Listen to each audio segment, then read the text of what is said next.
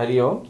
We are now continuing the Ramayana, the translation of first 100 shlokas of Balkand, and we will start from 11th verse till the 15th verse. With us is respected Professor Anand Sharma, very learned scholar, who's in his life he read many Ramayanas, hundreds of Ramayanas, he read hundreds of times, so he's very learned in these verses. Samah samavibhaktangah snigdhavarnah pratapavan peenavaksha vishalaksho lakshmavanshava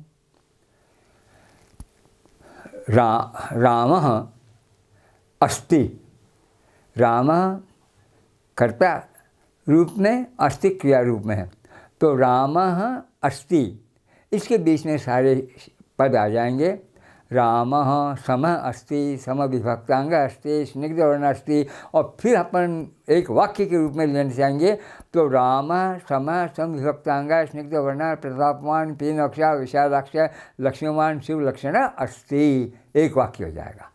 यह वास्तव में एक पद्धति है कि जहाँ पर विशेषण है तो क्रिया और करने वाला शुरू, इनको अपन एक बार ले लेते हैं, फिर 10, 15, 20 श्लोक इकट्ठा बोल देते हैं. वैसी पद्धतियाँ ली गई है, अलग अलग वाक्य के रूप में ऐसा हो जाएगा.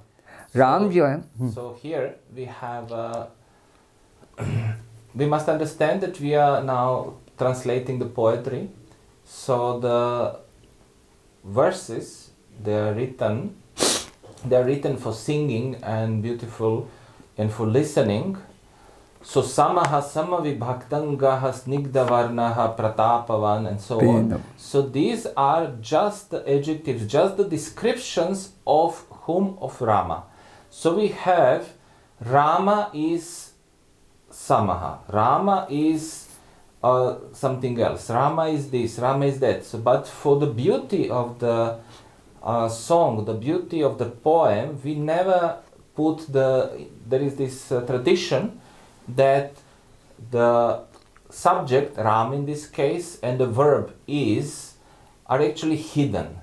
So you have to add them. You can add them after every word, or you can add them at the beginning, at the end of the sentence, as you like. But they are not actually spoken. They are not sang. रामः समः, समः बराबर, एड़ी से चोटी तक शरीर के प्रत्यंग अंग को लें तो जिस अंग को जितना बड़ा होना चाहिए वैसा ही वो है, न उसे छोटा है और न भिन्न निकल जाता. कहीं हाथ छोटे, कहीं पैर छोटे, तो कहीं हाथ बड़े, कहीं पैर बड़े, ऐसा नहीं. तो समः समविभक्तांग, पूरा शरीर उनका समान है. स माँ माने माप, और स माने तुल्य. तो समय शब्द का अर्थ है समान, नाप, तुल्य. और समविभक्त अंग, इसी प्रकार प्रत्येक अंग का भी समान रूप में ही शरीर के अंदर विभाग करके लगाया हुआ प्रकृति से लग रहा है. समान विभक्त अंग, एक अंग को जितना बड़ा, लंबा, चौड़ा, छोटा होना चाहिए वैसे ही रूप से बांट करके उनके शरीर में सारे अंग बनाए गए हैं. स्निग्ध वर्ण, चिकना लगने वाला, ऐसा उनका वर्ण है, रंग है. और प्रतापवान, परंतु चेहरे मोहरे, चाल ढाल, बातचीत, इन सब से उनका पूरी तरह से जितना प्रताप है वो लोगों के सामने आता जाता है. पीन वक्षा, गत बार हम बोले हैं कि लंबी चौड़े वक्षस्थल था, यहाँ पीन का अर्थ है मोटा भी है. ये भाग आगे वाला और पीछे वाले भाग के बीच में काफ़ी अंतर है. विशाल अक्ष, अक्ष बोलते हैं आँखों को, और विशाल का मतलब बड़े. तो उनकी आँखें दोनों के दोनों विशाल हैं. विशाले अक्षे यस्य स विशाल अक्षः, विशाल आँखों वाला और लक्ष्मीवान, चेहरे के ऊपर हमेशा और शरीर के अंगों पर लक्ष्मी सुंदर सुंदर चिन्हों वाले, सुंदर सुंदर लक्षणों वाले रूप में दिखाई देती है. इसीलिए उनको हम कह सकते हैं शुभ लक्षण. शरीर का एक एक अंग शुभ लक्षण वाला, उसमें अशुभ नाम की कोई वस्तु नहीं है. So his body is perfect, which means there is no any, when you look at him, you see the perfect person. There is no any distortions or something like this. He's all limbs. So the hands are proportional, the legs are proportional, the eyes, everything on his body is proportional. There is no any differences in length or height or width or anything. He's just perfect. Snigdvarnaha, so he's so perfect that he is also like shining. It's very nice to look at him, and he's very strong. He radiates the strength around him. Pratapavan. He's also powerful, rich in behavior and so on. Pinavaksha, so his chest is not only broad but are very strong. There are so many muscles on his chest, which is very important for the warrior. And his eyes are wide, so this is also considered as a beauty, big wide eyes. Lakshmivan, he has a rich bearing, he is like beauty himself, and he's Shubha Lakshana. So there is, like we have a palm and there are some lines on the palm, some are considered good or some are considered bad. So on the palms, in the hands, on the legs, on the arms, there is not any single sign or defect on his body. So he's really perfect. Dharmajya satyasandhasya pradanancha hite ratah yashashvi jnana sampanno शुचिर्वश्य समाधिमान। धर्मज्ञ हैं, वे राम धर्म के खूब अच्छे जानने वाले हैं। हमारे यहाँ जानना और करना प्राचीन काल में दोनों को एक ही माना जाता था। यदि हम करते नहीं हैं तो जानना व्यर्थ हो जाता। इसलिए धर्मज्ञ शब्द का दूसरा अर्थ हो रहा है वह राम धर्म को जानते भी हैं और तदनुकूल धर्म में लगातार चलते भी रहते हैं। धर्मज्ञ हो। अब धर्म शब्द को लेकर के लोगों में काफ़ी भयंकर विवाद है। यहाँ धर्म का अर्थ यह है कि जिससे मनुष्य जीवित रहे, शरीर की वो सारी क्रियाएं और सारे काम, ये धर्म है। यदि आपने जीवन के इन तरीक़ों को ध्यान में नहीं दिया और छोड़ दिया और मनचाहा व्यवहार, खाना पीना, सोना, उठना, बैठना, चलना फिरना करते रहे, तो हम लोग अपने आप को नष्ट कर लेंगे। इसीलिए संस्कृत में एक बड़ी प्रसिद्धि कहावत है धर्म के विषय में कि धर्मो रक्षति रक्षितः।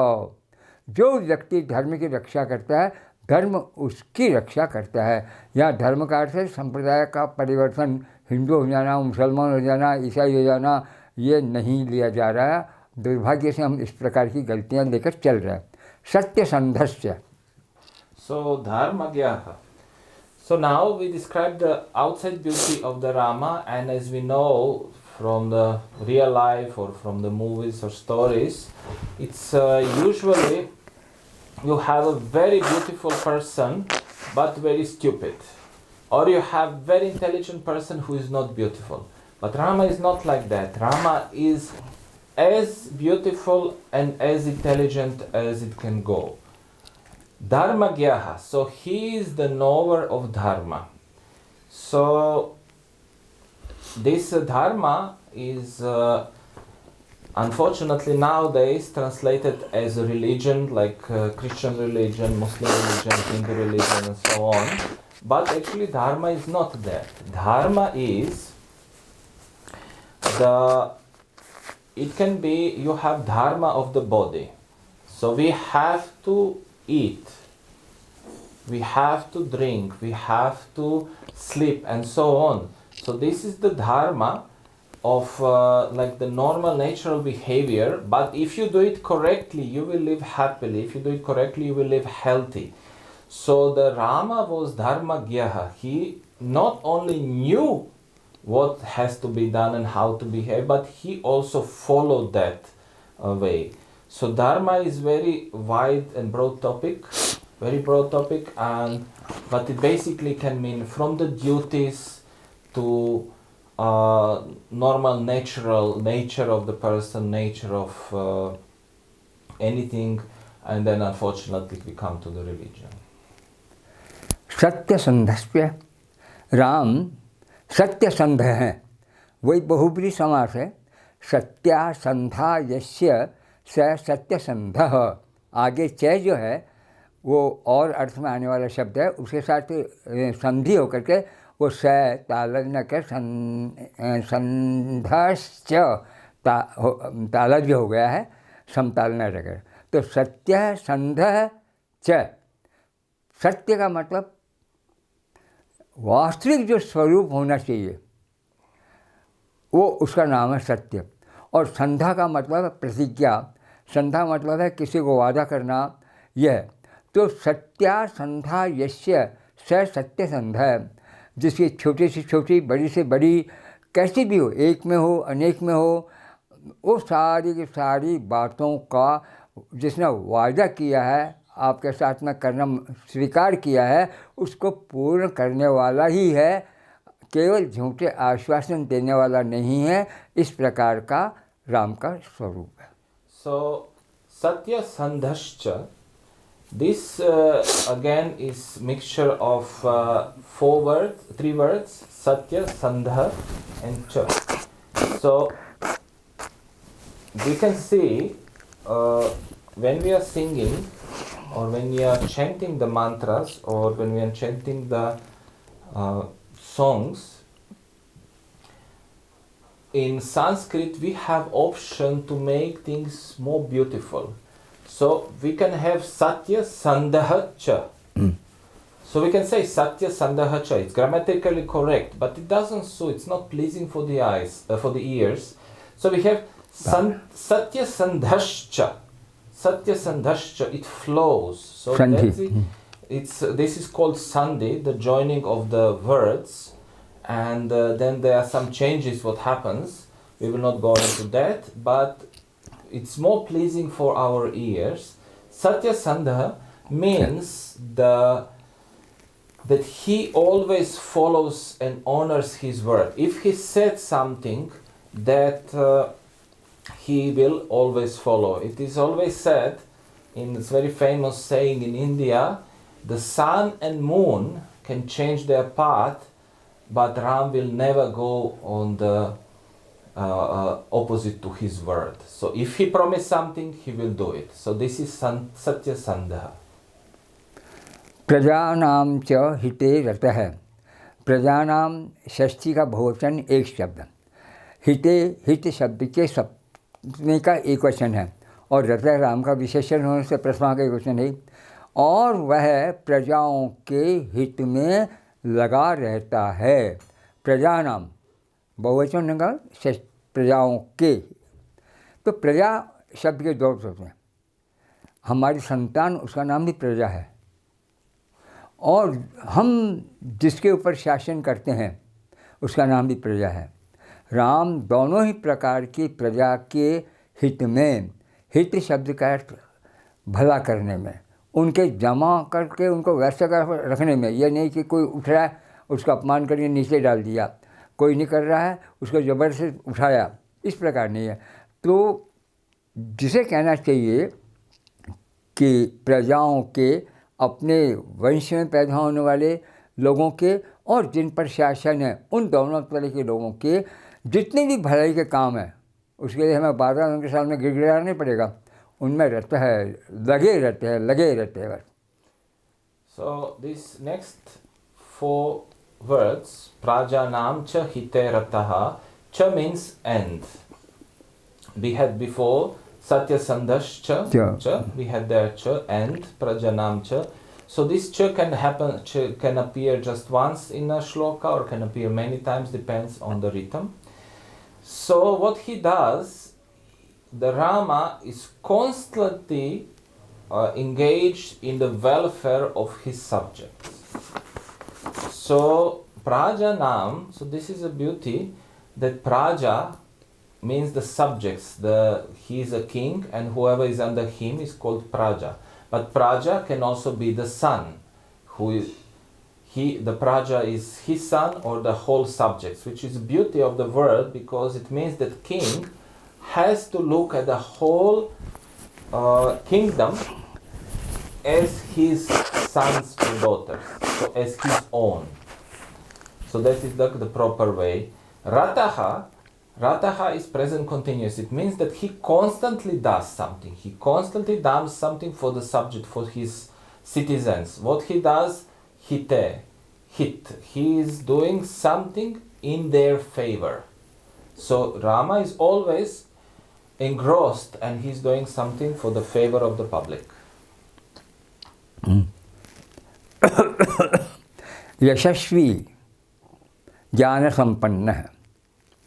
यश शब्द एक प्रसक है और यश से जो पूर्ण हो उसको बनाने वाला बताने वाला विन प्रत्यय लग करके यह शब्द बनता है यशस्विन। अब उसके जब प्रथमा के एक वचन में रूप चलेगा तो यशस्वी। जैसे धर्म हो धर्मिन, कर्म हो कर्मी, तो यशस्वी। राम यश के स्वामी है, यश को बनाए रखने वाले हैं। यश का मतलब है केवल दिखावे के लिए अपने आप को अच्छा रखना नहीं, बल्कि जितना अधिक हम सामने वाले को ऊंचे से ऊंचा बना सकते हैं, इस प्रकार के हर काम को जो सामान्य दृष्टि से लोगों के द्वारा छोड़ दिया गया है उसको भी हम बता करके और लोगों के हित में लगा सकते हैं। ऐसे नाना प्रकार के काम करते करते उसके फैलाव का कोई क्षेत्र बाकी नहीं बचा। उस फैलाव वाले प्रसिद्ध व्यक्ति का नाम होता है यशस्वी। राम उनमें एक है।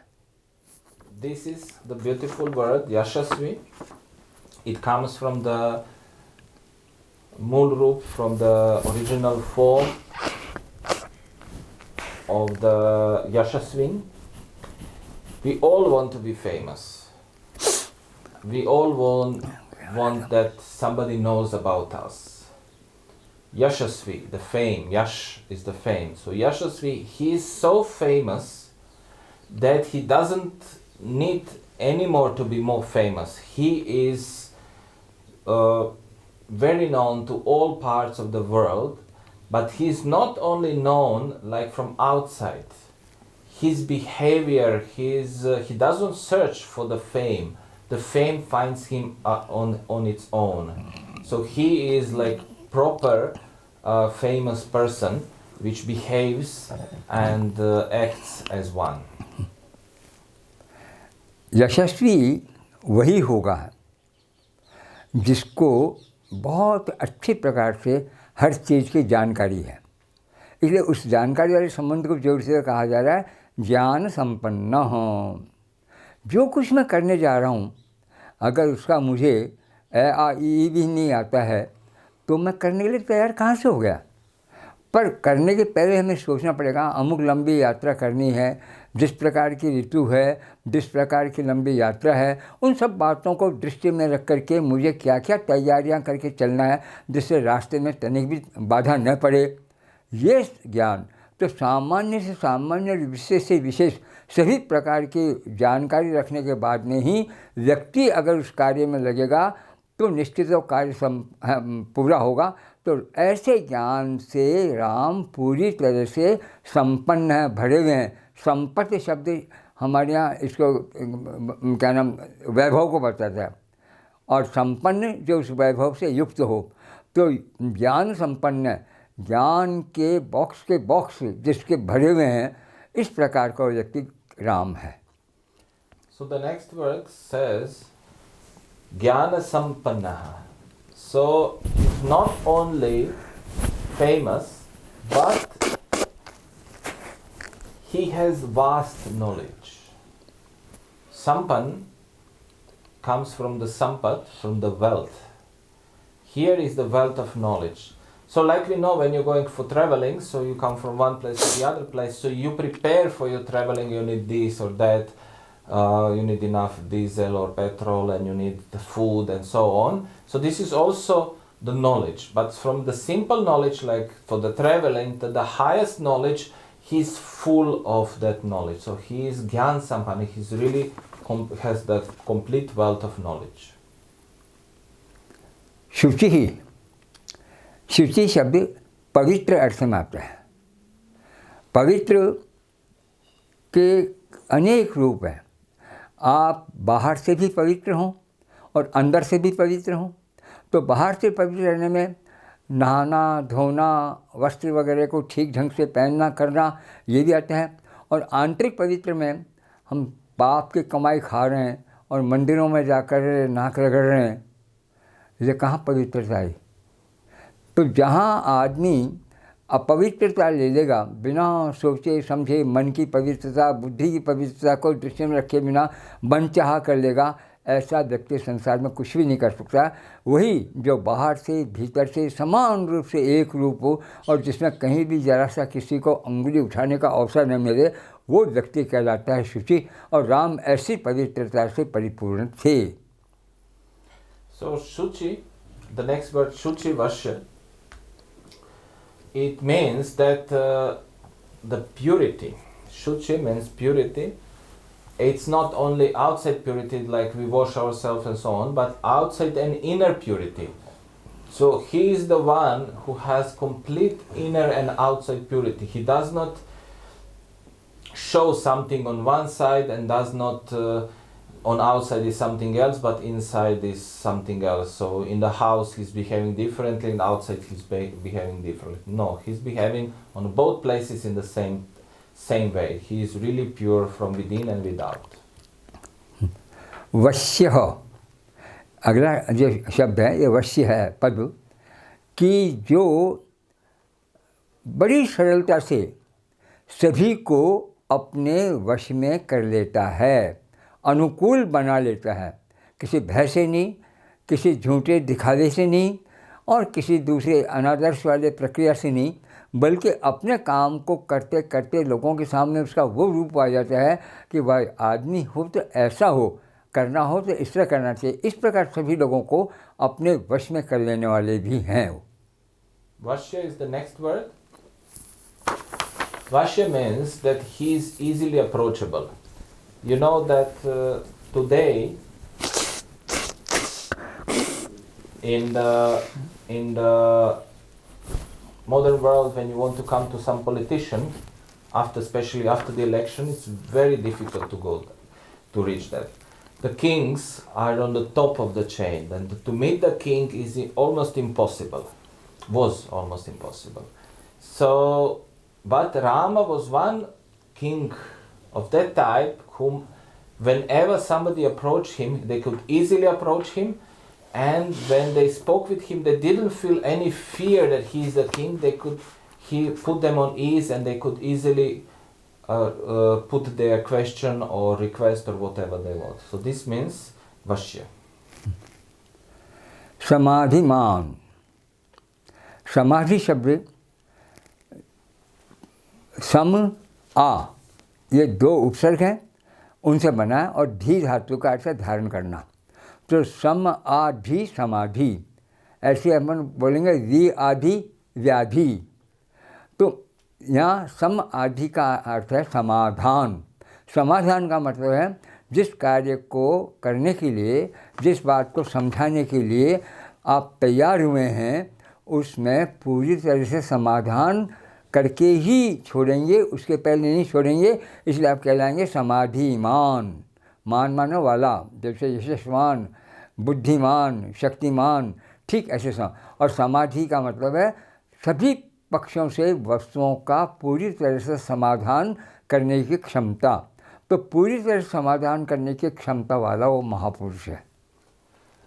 So Rama is like this, that he can solve any problem. He gave the proper solution.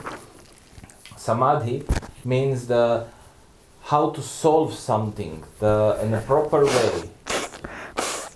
And man means the person who can do that. So he's not only that he will listen to the problem of somebody, but he will give the correct, proper solution to that what the person put in front of him. Prajapati समः श्रीमान् धाता रिपुनिषूदनः रक्षिता जीवलोकस्य धर्मस्य परिरक्षिता।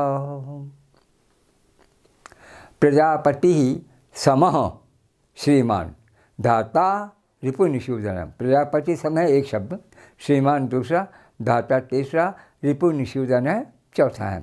पर चौथे पदों में भी प्रजापति समय में समय एक है और रिपुनिषूदन में निषूदन है, तो दो दो करके और इस प्रकार से पद बनते हैं।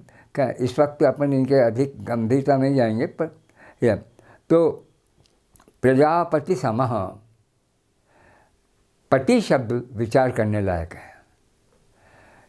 पति शब्द का एक तो अर्थ होता है स्वामी। क्या होता है? स्वामी। जैसे हम अपने धन के स्वामी हैं, मकान के स्वामी हैं वे। और दूसरा एक पति शब्द का अर्थ होता है पाता, रक्षा करने वाला। पाति रक्षति इति पति संस्कृत में है। तो अब आप सोचिए प्रजापति शब्द की क्या ठहरेंगे। इधर तो अपनी जो प्रजा है, संतान, उसका वो पालन पोषण भी करता है और उसको ऊपर उठाने वाले जितने भी उत्तम तरीके हैं, धर्म के सर्वश्रेष्ठ रूप हैं, उन सबसे युक्त भी करता है। इधर राम जैसे लोगों के लिए सोचेंगे तो प्रजा का अर्थ पब्लिक भी आ जाती है, जिसके ऊपर उसको शासन करना है, तो उसको भी ठीक करना। तो वहाँ पर प्रजा नहीं, तुम मेरी प्रजा हो, ऐसा नहीं करोगे, नहीं, वो प्रजापति वाला अर्थ यहाँ बिल्कुल नहीं है। पति का मतलब है उनका रक्षक। तो प्रजापति का मतलब है संपूर्ण समुदाय के लोगों की रक्षा करने वाला। कोई ऊंचा है, कोई नीचा है, कोई योग्य है, कोई अयोग्य है, ये नहीं। व्यक्ति का अपना सामान्य स्वरूप है, उस सामान्य स्वरूप में कितना अधिक से अधिक उसको आगे बढ़ने का अवसर दिया जा सकता है और उसके मार्ग खोले जा सकते हैं, ये सारे। इसीलिए प्रजापति कालांतर में जाकर के हमारे लिए एक विशेष प्रकार का वो पद बन गया था। ये इंद्र आदि इन सबको प्रजापति कहा जाता है, वरुण कुबेर इनको प्रजापति कहा जाता है। इनकी श्रेणी में बैठने वाले प्रजापतियों के तुल्य भगवान राम हैं, इसलिए उनको कहा प्रजापति समः। समय माने तुल्य। तो प्रजापति के तराजू पर तोलने में, खड़ा उतरने पर ऐसा व्यक्ति Ram.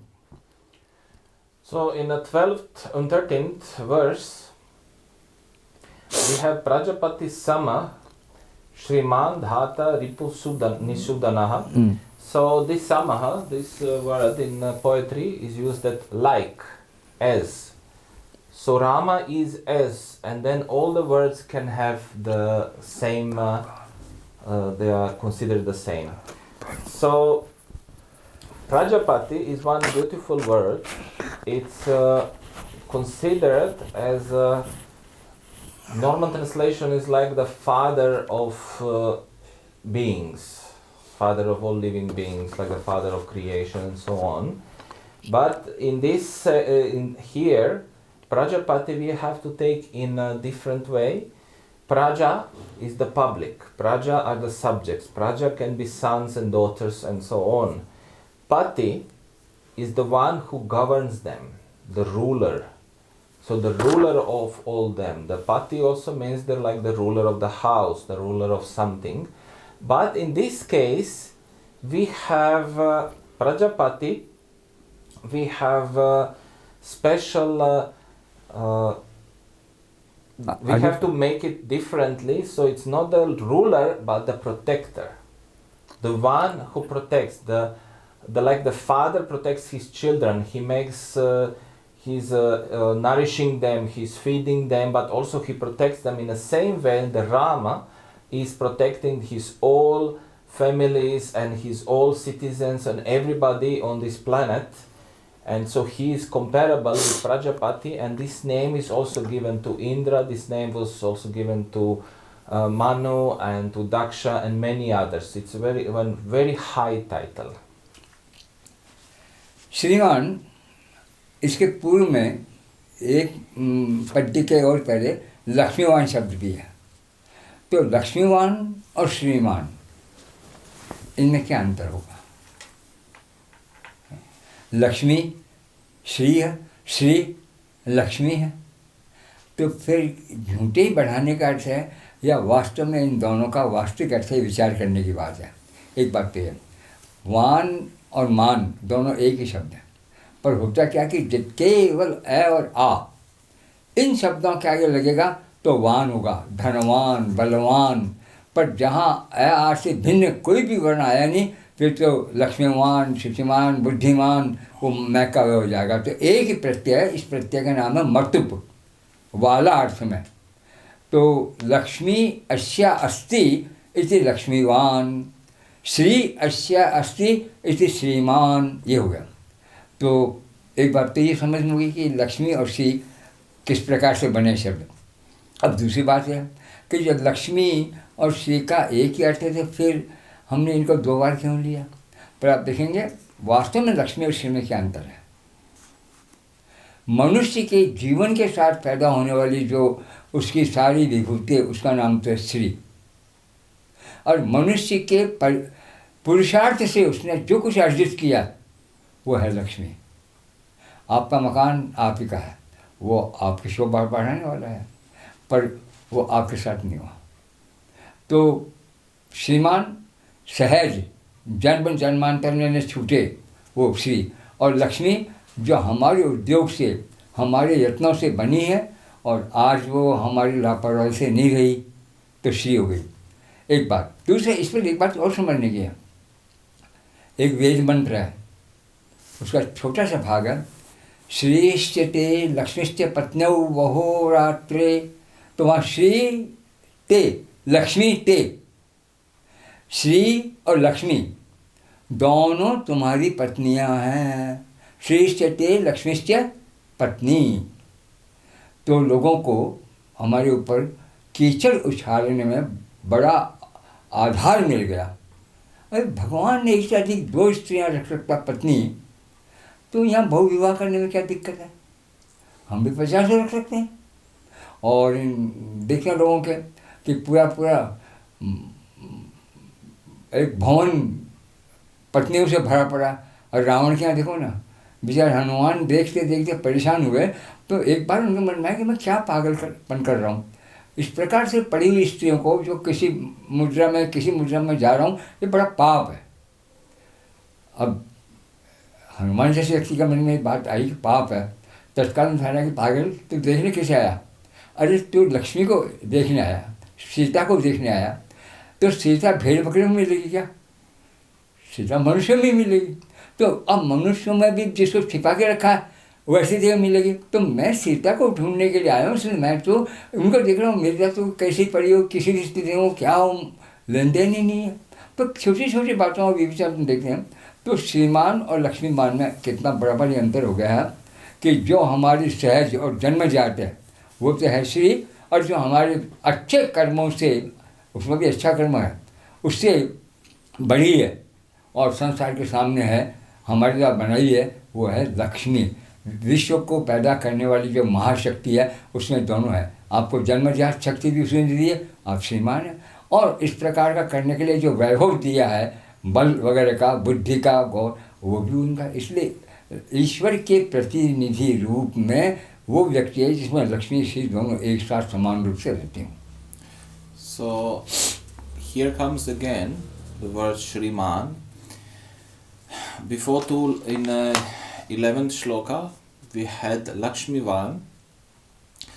Between Lakshmivan and Shriman, so there is Van and Man. This is the same ending, which because of some grammatical rules changes to M or V according to the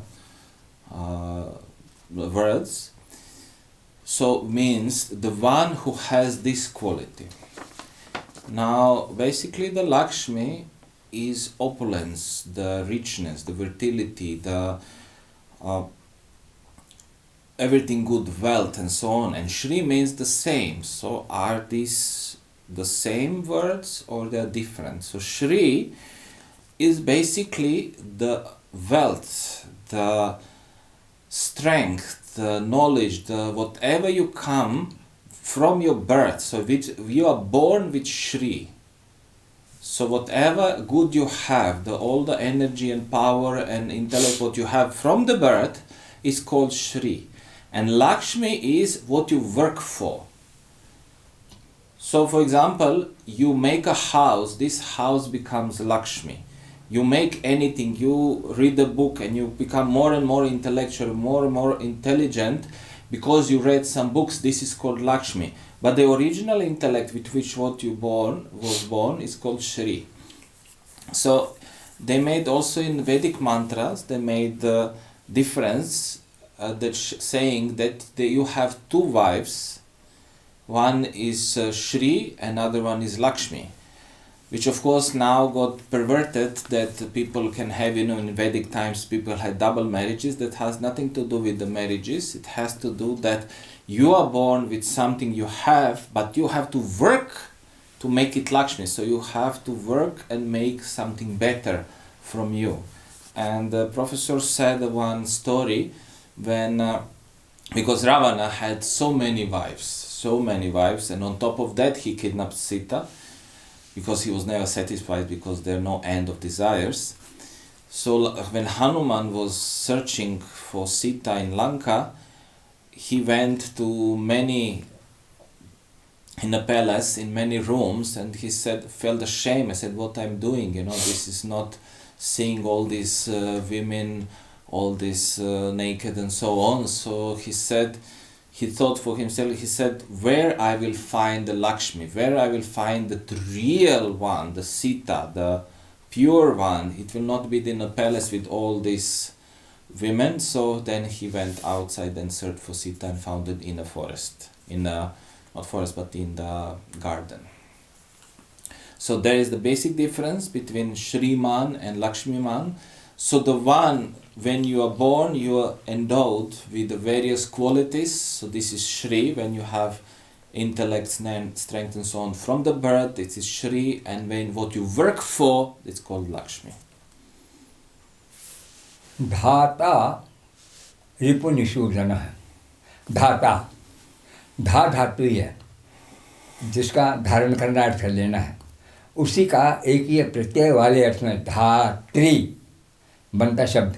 अब पुल्लिंग है तो इसको बोलेंगे धाता, धातारौ, धातारय. हाँ, जैसे भ्राता, भ्रातारौ, भ्रातारय.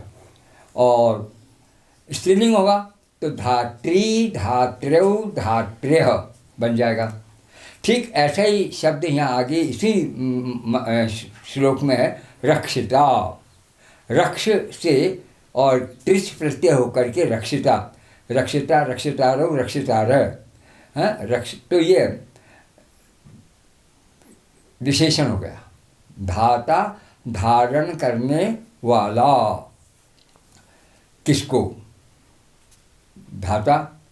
तो ईश्वर के संदर्भ से लेकर के हम मनुष्य तक चलते हैं तो संपूर्ण विश्व का धारण करने वाला कौन है? जिसने बनाया वो धारण करेगा, और वो ईश्वर है.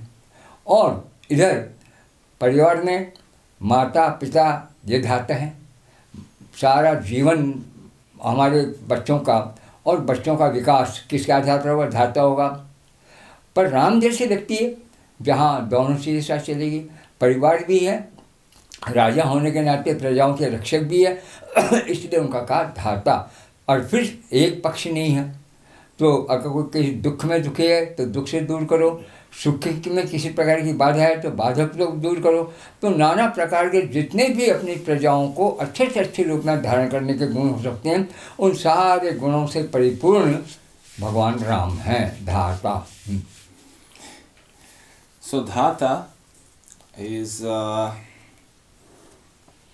comes from the dhatri. It's a nominative, so the grammatical form is dhata, and the same one in the next line is rakshita. So grammatically they're the same, but here the dhata means the one who nourishes. So we have many levels. So from one level we have the God, the ultimate God who created this universe. So the God nourishes everything. After the God we have the sun, because without the sun we cannot do anything. Even the sun is not so much useful if there are no clouds. So the clouds nourishes through the rain. And we go down. So we have the President of India, we have Prime Minister, but we have also which are governing the whole India. But what does this mean for our family? We have in the city, we have a mayor and so on. So in our house we have the father and mother who are protecting, nourishing and helping us to grow. So this is the Data, the one who sustains and nourishes life itself, or all life, depends how you present it. And it's the Rama is that one who does that. रिपु निषूदन, दो शब्द हैं, एक है रिपु और दूसरा है निषूदन। रिपु शत्रु और निषूदन बिल्कुल पूरी तरह से नष्ट कर देने वाला। तो रिपु निषूदन शत्रुओं को पूरी तरह से नष्ट कर देने वाला। कहते हैं कि रोग हो या शत्रु हो, अगर कुछ बाकी बच गया है तो अब उसको छोड़ दिया आपने, अब कुछ नहीं होगा, ऐसा नहीं। और रोग महारोग में बदल सकता है, शत्रु हमारा महाशत्रु बन सकता है। इसलिए रिपु को नष्ट करना है तो बिल्कुल कणशः नष्ट कर दो, कुछ बचे नहीं। तो रिपु निषूदन है। इसीलिए मधुसूदन भी भगवान को बोलते ही हैं। मधु नाम के व्यक्ति को मारकर उन्होंने सृष्टि रक्षा की थी। तो निषूदन शब्द अब राम के लिए जो आया, पर राम के लिए कहा जाएगा या किसी भी के लिए कहा जाएगा कि रिपु का वास्तविक अर्थ क्या है। हम एक जिससे बैर रखें वो, और एक हमसे वैर रखे वो। तो हम वैर क्यों रखेंगे? सत्पुरुषों के लिए कहा जाता है किसी व्यक्ति में दोष हैं, आप उन्हें समझा दीजिए, बता दीजिए, उसको उससे दूर हटा लीजिए, उसके साथ किसी प्रकार की शत्रुता क्यों। परंतु जो व्यक्ति इस प्रकार के भावों से दूर है बिल्कुल, और समाज को नष्ट करने पर ही चल पड़ा है, उसके लिए, इन राजा महाराजाओं के लिए और प्रजापतियों के लिए और सभी लोगों के लिए है, उसको तो निषूदन है, हमेशा के लिए नष्ट करो। वो रहा तो हमारे, तो राम ने एक भी शत्रु नहीं छोड़ा। और हम देखते हैं विभीषण जैसे व्यक्तियों को किस प्रकार का महान पुरुष बना दिया, और रावण जैसे व्यक्तियों का हमेशा के लिए सब समाप्त हुआ। Ripu Nishudanaha is the next word. Ripu means the enemy. So, who is actually the enemy? Now the question comes because there are different enemies for the kingdom, there are different enemies for the kings, for normal people and so on. But the Ripu is the word for the enemy which cannot be changed. So you cannot become friend with such a person. So for example, Ravana and Vibhishana are both the brothers, they are both Rakshasas. So they are both demons from the demon origin. And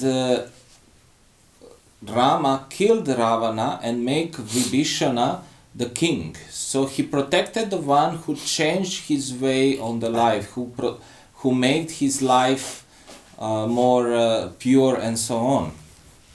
Nishudanaha is the special ways like what we are doing now in Corona times.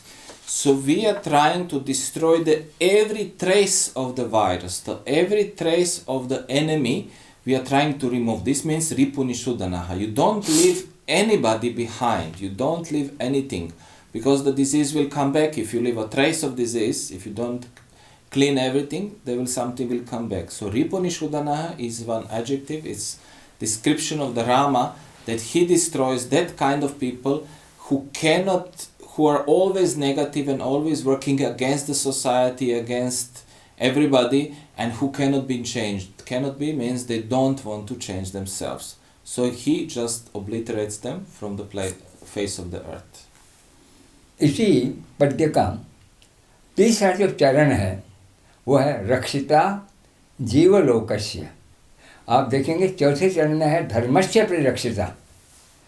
तो इसका मतलब ये हुआ कि केवल छंदों को ठीक रूप में रखने के लिए हमने रक्षिता को पहले ले लिया, जीवलोकस्य को बाद में ले लिया। वास्तव में वाक्य की दृष्टि से जीवलोकस्य रक्षिता, जीव लोगों की रक्षा करने वाला। अब जीवलोक क्या है? हम लोग सृष्टि में जितने भी प्राणी हैं उनके केवल 4 रूप हैं,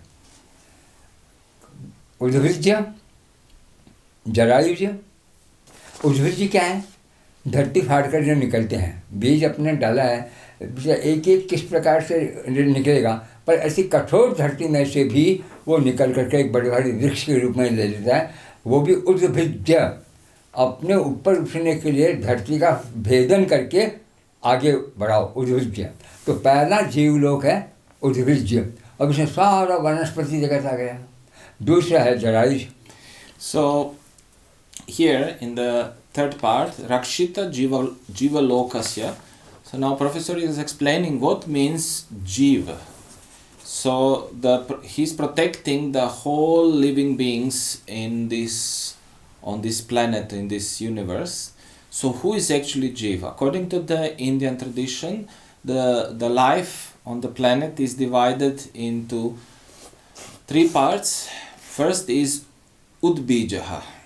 Udbijaha means who is from the seeds, the life from the seeds. So from the small plants to the big trees, this is Udbijaha. This is the first life form as according to the Indian tradition. Jarayu. जरायुज दूसरा है क्रम जरायुज। जरायुज से बोलते हैं, देखिए ईश्वर की रक्षितापने को देखने के लिए कितना ध्यान दिया गया। बच्चा माँ के गर्भ में पल रहा है, गर्भ लेते ही यदि जरा सा भी खाने में कोई गर्म तेज चीज़ आ गई, कोई तीखी चीज़ आ गई और हानिकर कोई चीज़ गई, बच्चे कहते सत्यानाश हो जाएगा, कभी पैदा हो ही नहीं सकेगा। तो वहाँ ईश्वर ने पहले से व्यवस्था कर दी कि उस बच्चे को चारों ओर जरा में लपेट दिया और खाने पीना संबंध एक विशेष प्रकार के नाभि के साथ माँ के साथ जोड़ दिया।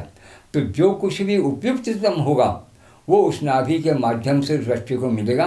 बाकी उसके माँ के शरीर में भी अगर किसी प्रकार की पीड़ा कर कोई बातचीत हुई है तो जरायु उसको रोक लेगी।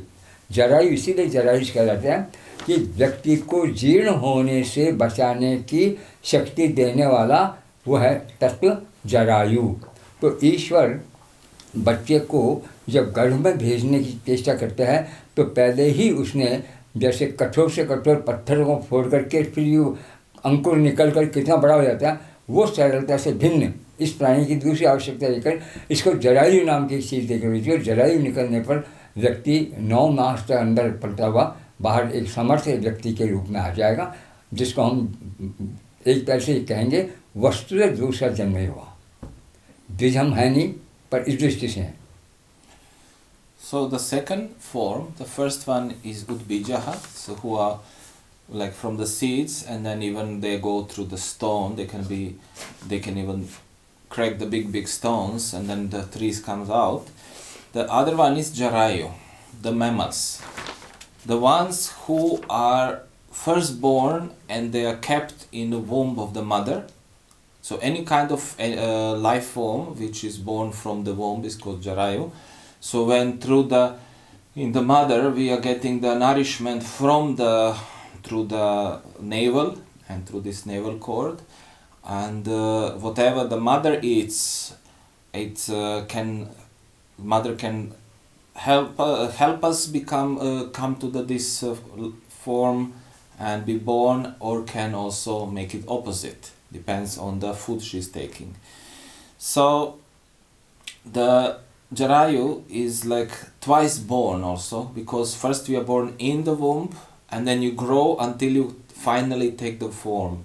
In humans this is 9 months, in other animals this is more, and so on.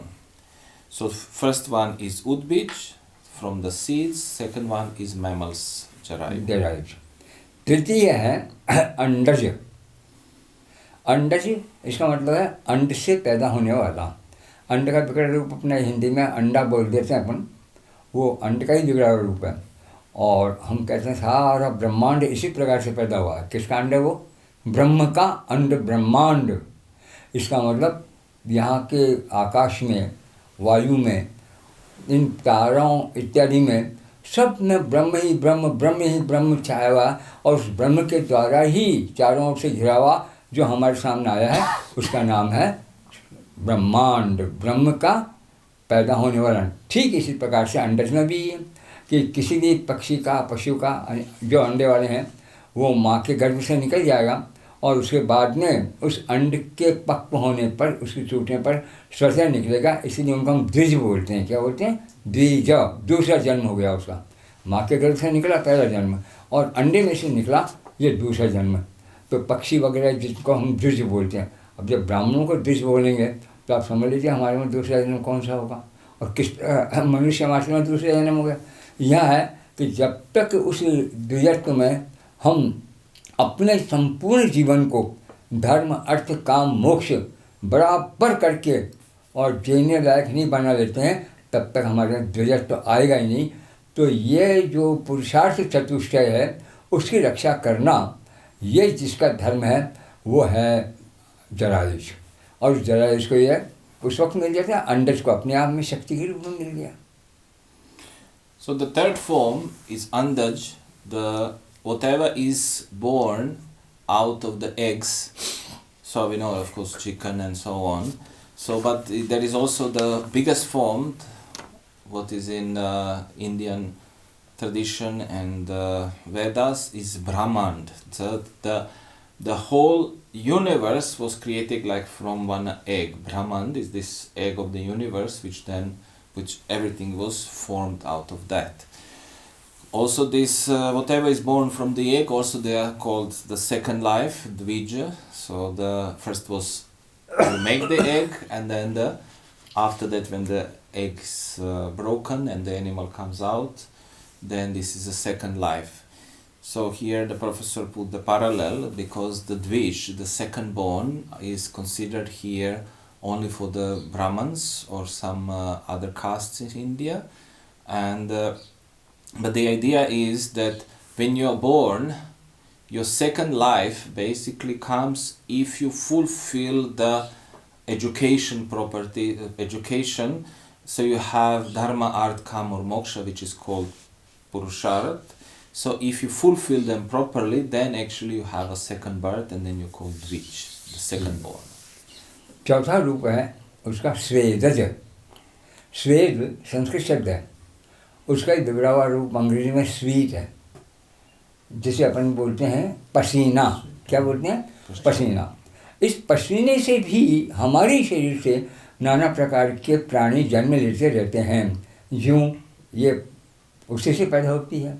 और भी तो इन तक को भी रक्षा करने के लिए ईश्वर ने व्यवस्था सारी की है, और हम लोग कितने चाहें भले हम निमित्त बन जाते हैं, ये बातें गलत मान्य, पर वो उनका अंत इसी प्रकार से लिखा हुआ था, इसलिए आपके हाथ में हो गया।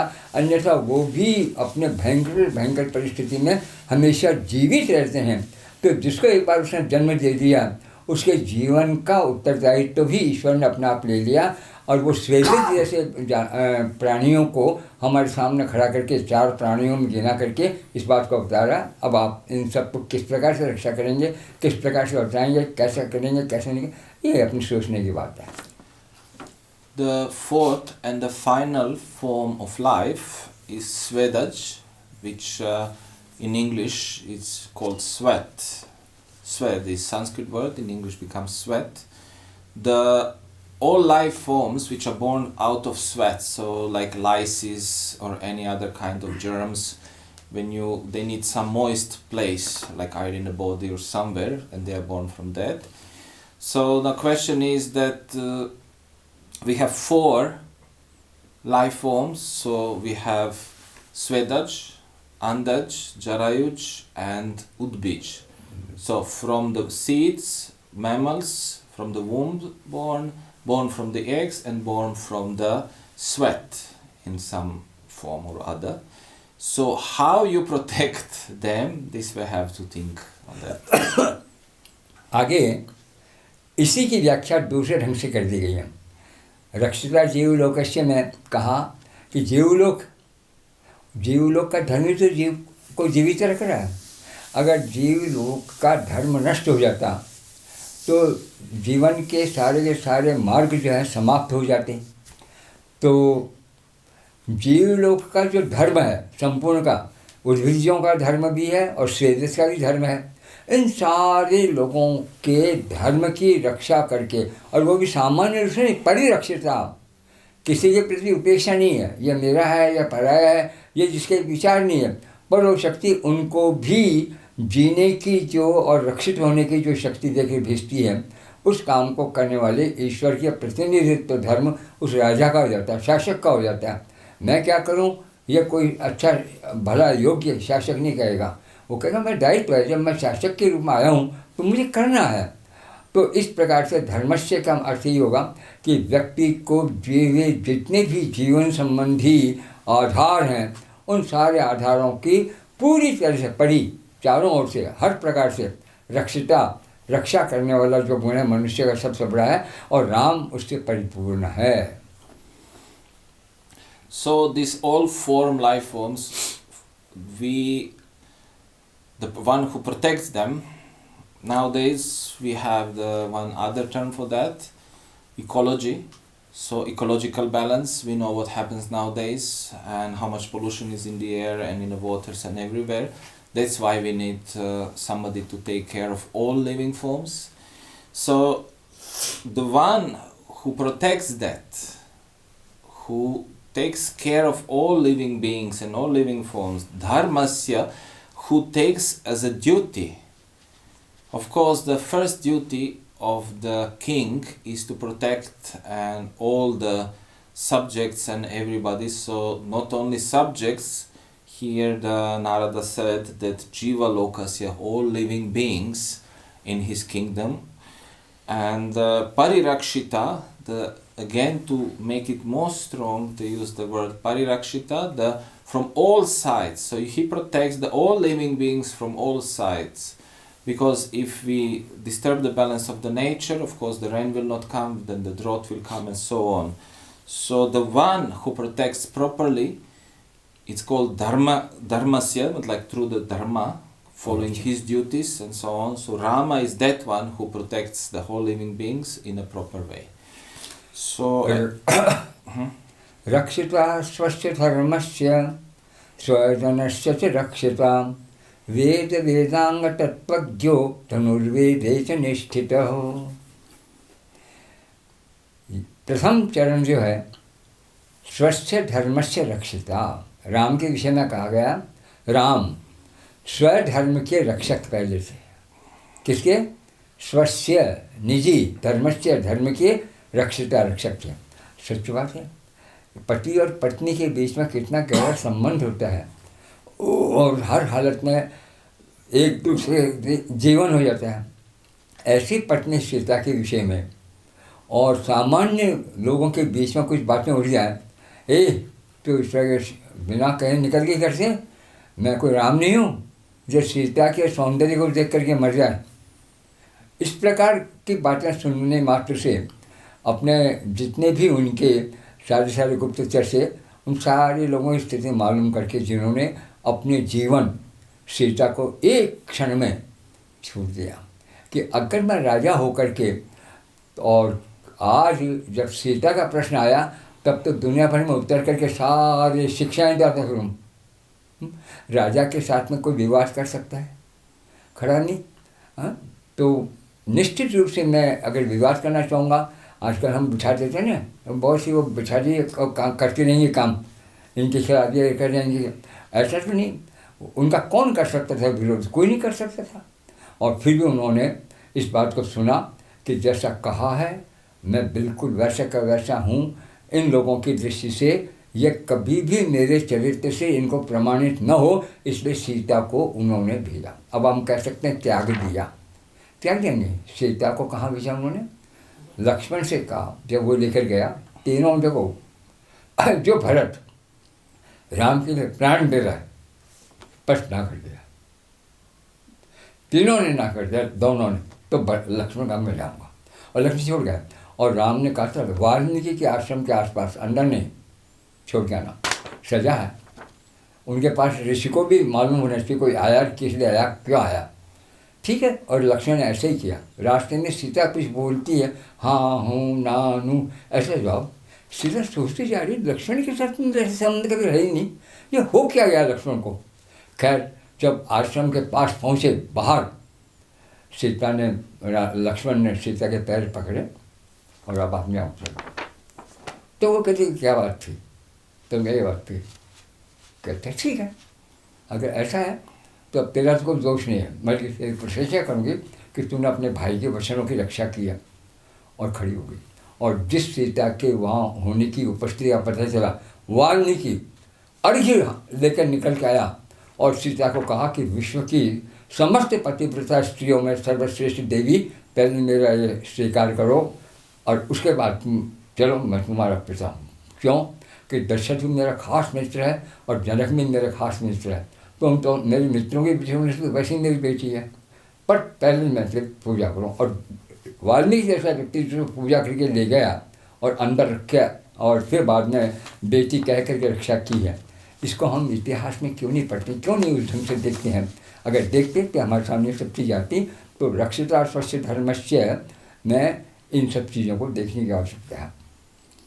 So in the 14th shloka we have Rakshita Swasya Dharmasya. He protects his own dharma. And here the professor mentioned the story that Rama was the king.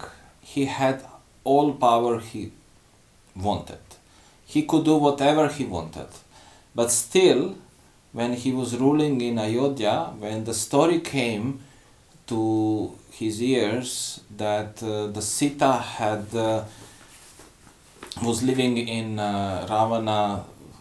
Ravana's quarters for so long and she's not pure and so on.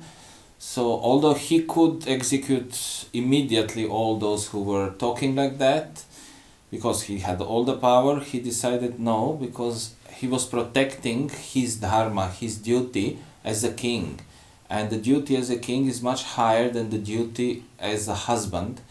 So he sent to Sita, to the forest, to Valmiki's ashram, and both brothers, Bharata and Shatrughna, they refused to take the Sita there. So finally the Lakshmana took the Sita there. Sita was confused why, what happens, and then when they came in front of the Valmiki's ashram, Lakshmana took hold of her feet and asked for forgiveness, that he is following the brother's orders, that he should take her to the Valmiki's ashram. And in the Sita, of course, forgave him. She said that you are doing what you are told. It's not your fault, not that you are throwing me out anywhere or you're sending me anywhere. It's the Rama. And then when Valmiki found out, so he came out and he said, "Oh, the mother of the world, allow me to do the puja for you, do the ceremony on her feet and so on, as it's done here."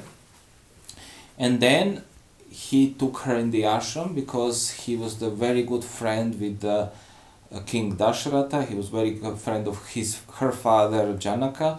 So for him, she was like a daughter, and she was behaving with her like her daughter. So she had all the comfort what she had. Of course, this was not a palace, but the way that Rama had to, unfortunately, follow his duties rather than follow his duties as a husband becomes very obvious, and many stories are today and very different opinions about that topic. स्वजनस्य च रक्षिता, राम स्वजन की भी रक्षा करने वाले हैं। देखिए, स्वजनस्य च रक्षिता, इसको हम साधारण दृष्टि से देखें तो हमारे जनों की रक्षा हम करते ही हैं, कोई बड़ी बात नहीं है। और नहीं करेंगे तो हम स्वजन कहेंगे कैसे? पिता ही नहीं, अगर वो पिता की तरह से रक्षा नहीं करता है तो पिता की तरह से विकास नहीं देता है, तो माँ नहीं है, भाई नहीं है, मित्र नहीं है। पर यहाँ जिस ढंग से स्वजन को लेकर रक्षिता की बात की गई कि हम इन लोगों की तरफ से जो 2 नंबर का धंधा करते हैं, तो जब पकड़े गए तो जो इनका काम करने वाले थे उनकी सजा में उनको बचा नहीं सके। आपने इतनी हिम्मत से उनसे कुछ करवाया तो आज आपका आदमी है, आपको लाखों करोड़ तक पहुंचाने वाला है, इसकी रक्षा करो ना। बल्कि सब इधर एक दूसरे को भूल करके और भागते फिरेंगे बचने के लिए। इधर हम देखते हैं कि राम इस जगह भी बड़े दूसरे ढंग से प्रमाणित होते हैं। राम बातचीत कर रहे हैं, एक व्यक्ति विशेष थे जिसने राम से बातचीत करने के पहले ही लोगों से राम से कह दिया था कि दरवाज़ा बंद कर दो, कोई दूसरा व्यक्ति नहीं आया। हमारे दोनों की बातचीत में अगर कोई दूसरा व्यक्ति आया तो यह उचित नहीं होगा। तो राम ने कहा ठीक है, तो लक्ष्मण को ये ड्यूटी मिलेगी, तुम देखना कोई भी हो तुम। वो आने वाले थे, कोई नहीं था। ब्रह्मा जैसे यम जैसे लोग थे कि भगवान अब आपका काफ़ी काम पूरा हो गया है, आप यहीं बने रहेंगे, हमारे साथ चलेंगे। बट ये राय लेना है कि अच्छा ठीक है, आप जो उचित समझो करो। बस इसलिए उनके बीच में कोई बात सुनने वाला है, राम को पसंद नहीं था कि आम आदमी जाने कि मैं कौन हूँ कौन है, मैं मनुष्य से ऊपर अपने आप को दिखाने नहीं चाह रहा हूँ। राम ने उस इतने में दुर्वासा आ गए। लक्ष्मण से कहो राम से मैं आया हूँ। लक्ष्मण ने कहा जिस व्यक्ति की से पाला पड़े तो बड़ा भयंकर है, अगर इसको मैंने थोड़ा सा रोक दिया तो सारी अयोध्या को जला के नष्ट कर देगा, तो राम का सत्यानाश करने को टिक जाएगा। तो कहा अच्छा छः में जा रहा हूँ। लक्ष्मण चला गया अंदर और जाकर कहा कि भैया इस प्रकार से आया है। वो भी उन्होंने जाने ही थे, वो यम वगैरह ब्रह्मा जो भी थे, तो एकदम से उन्होंने आकर के बाहर और इसको दुर्वासा को लिया, बिठाया किया। बात इतनी सी थी। तो अब जब सारा मामला हो गया, हुआ गया, दुर्वासा भी चले गए, अब लक्ष्मण आया सामने और कहने लगा कि अब भैया मैं आपसे अनुमति दे रहा हूँ। कि क्यों? कि आपने कहा था ना कि वो मेरे लिए उसको भयंकर दंड होगा अगर किसी ने लापरवाही कर दी। तो मैं आप दोनों लोगों के बीच में बातचीत करने वाले में आ गया। तो क्या देखो तुमने मेरा ही तो काम किया, आदेश मेरा था, मुझे तत्काल सूचना देना। अब ये किस प्रकार की बात है, किस प्रकार की नहीं है, ये एक अलग परिस्थिति। तुम्हारा इसमें निजी मामला क्या था? ऐसी अवस्था में मैं कहता हूँ मैंने तुम्हें माफ़ किया। मैं कह नहीं नहीं नहीं, आपने कहा है धर्म के छोटे छोटे मामले में अगर इस प्रकार की गलियाँ निकालना हम शुरू कर देंगे तो फिर धर्म की रक्षा कहाँ रही। इसलिए अब तो क्या, अच्छा तो फिर वशिष्ठ वगैरह लोगों ने बीच में पढ़ा और कहा कि करो। तो वशिष्ठ ने राम किसी को ही कहना मैं तुझे त्यागता हूँ, बस मौत के बराबर है, तुम बोल दो लक्ष्मण को। और राम को विवश होकर लक्ष्मण को कहना पड़ा ठीक जाओ। अब आप सोचिए जितना अपने भाई तक को इस प्रकार से कर दिया और वो सीता को नहीं छोड़ेंगे, ये कोई कहेगा क्या? तो छोटे छोटी चीज़ों में एक दूसरे के साथ मिलाकर जोड़ें तो राम ने स्वजनस्य च रक्षिता पर भी पूरा का पूरा ध्यान, सीता की चरित्र की रक्षा की है वाल्मीकि के आदेश के, और लक्ष्मण की रचना की है उसको चलो जाओ तुम जाओ। और राम को जो वाल्मीकि जाना पड़ा लक्ष्मण को, और लक्ष्मण ने बाहर जा कर के और अपने योग बल से अपने प्राण त्यागे हैं। स्वजनस्य च रक्षिता। So here we are on the topics of something which is very rare in this world nowadays. Swasya dharmasya, swajanasya dharmasya cha rakshita. So the one, Rama protects his own dharma, his own duties, his own words and everything, and he protects the duty and he takes care of his own people. Now the question is, what is swajanasya? Swajan. Who is his own? Of course, it's natural. The father takes protection of the children. The father protects the mother. Mother protects the children. You protect the friend, and so on. This is normal. It's expected from us. But do we protect in a proper way? So we are protecting. Rama protects everybody who comes under his care, but he protects in one level further. Nowadays, you know that the corruption is everywhere, and during the corruption, the people always ask for the favors from his relatives and so on, trying to find a way out of the jail or out of these problems. So, but Rama, not only he protected his duty as a king, his duty as a husband, he protected Sita's chastity by sending her to Valmiki so that people could not say anything against her. And there was this story, then when Yamraj or some other came to speak with Rama, and Rama said, please, told to Lakshman, nobody should disturb us. Please take care that nobody comes in between, because Rama and Yama was talking. Yama was asking Rama when you will go from this place, and Rama didn't want to know that he's actually the God, his incarnation, and how powerful he is. So that he kept it safely with the only two of them. But in the meantime came one very famous rishi, Durvasa, famous that he was born out of the anger of Shiva, and he had very short temper, and if you didn't fulfill his wishes that moment, he would curse you and make something so destructible that mostly you will not survive. So Lakshmana, when Durvasa came, he got so afraid that he will destroy the Ayodhya and curse Rama or something. So he, against the words of his brother, he went inside and told that Durvasa Rishi came. So when everything got settled, they sent the Durvasa Rishi away and everybody went. Now Lakshmana said, please give me my punishment. Because you said, whoever comes to you, I will deal with him like I will kill him or whatever. So for that purpose, that after discussion with Vasishtha and other mantris, they found out that, and insisting of Lakshmana, that he please protect your own dharma, protect your own duty.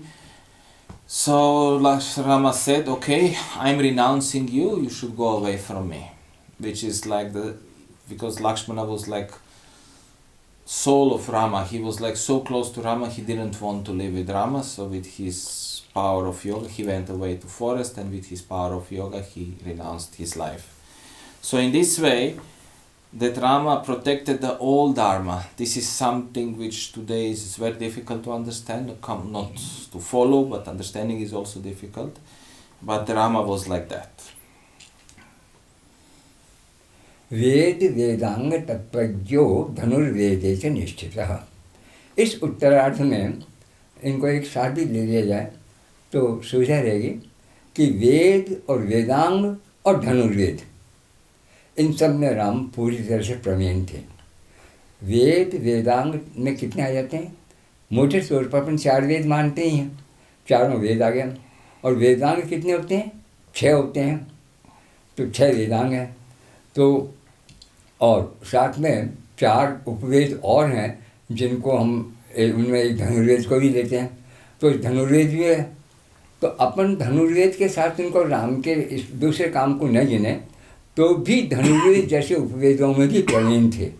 जब one में जाते हैं और अपने झोंपड़ी बनाते हैं लक्ष्मण की सहायता से, और दोनों भाई काम कर लेते हैं।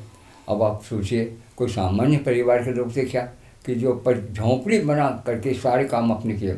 झोंपड़ी बनाने के बाद में फिर वो गृह प्रवेश वाले जो होते देवी देवताओं को संतुष्ट करने वाला, सारे काम राम अपने आप करते हैं। ये शिल्प शास्त्र आ गया ना धनुर्वेद में। पर धनुर्वेद इसलिए गिना गया कि क्षत्रिय होने के नाते अगर व्यक्ति धनुर्वेद में निष्ठा नहीं रखता है, धनुर्वेद में पारगामी नहीं है, तो वो अपने शत्रुओं को जीत नहीं सकेगा। ये रावण और राम के युद्ध में प्रत्यक्ष भी है। तो वेद वेदांग में, अब वेदांग में व्याकरण भी है, वेदांग में व्याकरण भी है, और राम व्याकरण को कितना पसंद करते हैं उसका एक उदाहरण मैं आपको दूंगा। वो जो हनुमान की परिचय के साथ की बात है। हनुमान सुग्रीव के कहने से और राम और लक्ष्मण जब जंगल में घूम रहे थे सीता के हरण के बाद में, तब उनको देखता है कि ये जो है कोई 2 जने आ रहे हैं। हनुमान देखो ये कौन है, कहीं बाली ने तो मुझे मारने के लिए नहीं भेजा, तुम देखो जाओ। तो हनुमान गए। हनुमान ने जाकर जो अपनी बातचीत करना शुरू किया, बड़े अच्छे ढंग से कहा। तो जैसे हनुमान चुप हुए, राम ने पहला वाक्य लक्ष्मण से कहा कि ये वो व्यक्ति है जिसने ऋग्वेद धनुर्वेद आदि अथर्ववेद चारों वेद भी पढ़े हों, और ये वो व्यक्ति है जिसने व्याकरण को पढ़ा होगा। वो कहते हैं नानृग वेद विनीतस्य न यजुर्वेद धान्य न सामवेद विदिशा शक्यम एवं प्रभाषितुम। जितने अच्छे ढंग से ये हनुमान बोल रहा है, बातचीत कर रहा है, निश्चित रूप से इसने सारे वेद पढ़े। और फिर आगे और साफ कर दिया, वेद का अर्थ कब आएगा जब वेदांगों को जानेंगे। तो हनुमान को प्रमाण पत्र दे दिया कि नूनम व्याकरणम कृष्णम अनेन बहुधा श्रुतम बहुव्याहृतानेन न किंचित अवशब्दितम। निश्चित इसने संपूर्ण व्याकरण बहुत अच्छे ढंग से कई बार पढ़ा होगा, तभी तो कह रहा हूँ, इतनी देर से बराबर बोलते हुए भी इसके मुंह से एक भी अपशब्द नहीं निकला, गलत शब्द नहीं निकला। आज हमारी दवाइयाँ बाजार में घर घर में लिखी है, हम लोग पढ़ते हैं, नाना प्रकार के कुलपति जैसे स्वप्न देखते थे आती हैं। कभी हम गए इन दुकानदारों को समझा में, क्या हम अपने छात्रों को भेज कर ठीक नहीं कर सकते हैं कि ये दवाइयाँ करोगी? अरे दवाई तो बड़ा होता है, बहुवचन होने पर यही छोटा हो जाएगा। लड़की बड़ी होती है पर बहुवचन होने पर लड़कियाँ, पर हमारे यहाँ लड़कियाँ दवाइयाँ चलता है। इतने बड़े देश में विद्वान होते जा रहे हैं और थीसिस लेके डिग्रियाँ ले रहे हैं, ये कहाँ से आया? तो यहाँ वेद वेदांग तत्वज्ञ में राम के सुधार से पता चल गया कि अपने वेद के ज्ञान को और वेदांगों के ज्ञान को किस प्रकार से महत्व देते थे कि जी खोल कर उन्होंने हनुमान जैसे व्यक्ति की प्रशंसा की है। तो राम इस प्रकार से वेद वेदांग के तत्व, वेद वेदांग हमने पढ़ लिया और हमारे आँखों सामने सब कुछ हो रहा है, गलतियाँ रात बोल रहे हैं, पर हम सुने नहीं, वो तत्व में पहुँचे हुए थे। और तत्व यही है कि जिसका भाषा शुद्ध है, जो हमारा सब कुछ काम करने वाली है, अगर उसकी अशुद्धि पर ध्यान नहीं दिया और मन से चले गए तो अपने निकटतम सबसे बड़ी गुण के प्रति हम निष्ठा नहीं रखेंगे, तो हमारी निष्ठा होगी कहाँ आखिर में जाकर? तो राम वेद और वेदांगों के जो मर्म की बातें हैं उन सबको भली भांति समझते थे और समझ करके उसका आदर भी करते थे। जहाँ जिस व्यक्ति को जिस प्रकार की बात कहनी, तत्काल हनुमान को प्रमाण पत्र उन्होंने लक्ष्मण के सामने और बड़े प्यार से दिया, बहुत अच्छे प्यार से दिया। और धनुर्वेद से निश्चित है कि जब सुग्रीव के साथ मैत्री हुई है तो सुग्रीव ने देखा कि ये मित्र तो बन गए, हमने अग्नि साक्षी दे करके और एक दूसरे की मित्रता स्वीकार की, पर क्या सचमुच से बाली को मार सकेंगे या नहीं मार सकेंगे? तो बात ही बात में 7 पेड़ यूँ गोल खड़े थे। सुग्रीव कहते हैं देखो राम गोल खड़े हैं कि एक बाण से जा सकते हैं क्या? राम कहे कोई बड़ी बात है ये। और सुग्रीव को उस गोल घेरे में खड़े 7 पेड़ों को एक बाण से गिरा दिया। धनुर्वेद से निश्चित है। तो ऐसी छोटी छोटी चीज़ें हम लेंगे अस्त्र शस्त्रों की और सब बातों की। तो रामायण में महर्षि वाल्मीकि ने जिस प्रकार से राम के एक स्वरूप को चित्रित किया है, और यहाँ तो रामायण की बात में मतलब तो रामायण का मूल रूप प्रस्तुत करने वाले देवर्षि नारद ने ये सारी बातें अपने मुंह से कही है। इस प्रकार से हम देख सकते हैं कि राम का कितना बड़ा महत्व है ज्ञान के ईश्वर के रूप में भी। So in the next line, Ved Vedanga Tatvagyaha Dharma Vede Cha Nishtitaha. So he was Rama was the expert in all Vedas and Vedangas. There are 4 Vedas, the 4 scriptures, the scriptures of knowledge, the Rigved, Yajurved, Samved and Atharved, and then there are 6 Vedangas, so the scriptures which help to understand the Vedas. So these are Shiksha, Vyakaran, Chanda, Nirukt, Jyotish and Kalpa. And not only that he knew them, so nowadays we just read and we said, okay, I read this book, so we read. He didn't read only Vedas and Vedangas, he knows the essence of them, he knows how to use them. And Professor mentioned that story, like how he also is very versed in Vyakaran, in grammar. And that once when Ram and Lakshmana were going to searching for Sita in the forest, the King Sugriv, who was thrown out of his kingdom, sent Hanuman, his secretary, to check who are those people. Are they sent by my brother Bali, who is now the king, to kill me or not? So when Hanuman went and inquired about Rama and Lakshmana, Rama said to Lakshmana, you see that person who is in front of us, who was just talking to us, he is so well versed in all Vedas, and he he knows grammar by heart, that otherwise he would not be able to speak so fluently, and he would not be able to to speak without any mistakes. So there was not a single mistake in Hanuman's approach and in his discussion with Rama. which impressed Ram very much. So Dharnurveda Nishtitaha, so not only he was expert and had the essence of all Vedas and Vedangas, but he was also, there is something called Upvedas, the secondary Vedas, the knowledge. Veda means basic. Veda is not only holy scriptures, Veda means also knowledge. So Dhanurveda is the knowledge or the techniques of archery. And of course, this is only one of 4 Upvedas. One is Shilp Shastra, is one also Upveda, but is not mentioned here because for the warrior it's most important the archery or the techniques how to fight. And how we know that Rama knew everything else is when he went to the forest and he was alone with his brother. He constructed the house from the leaves and woods without any problem. So we know that he is expert in everything. But here, the Dhanurveda, the archery, is most important because he is the warrior. And when the Sugriv made him a friend in front of the fire, then he had some doubts that, which will come later, had some doubts about the Rama, will he be able to kill Vali, his brother. Then Rama with one arrow destroyed 7 trees who were put in a circle, and very strong trees, and thus proving his knowledge in Dhanurveda. So he's expert in Vedas, Vedangas and Dhanurveda and other Shastras. And this first 100 shloka is Mool Ramayan, is the essence of the Ramayan, the spoken with Narada to Valmiki. Then Valmiki after that made it, elaborated it.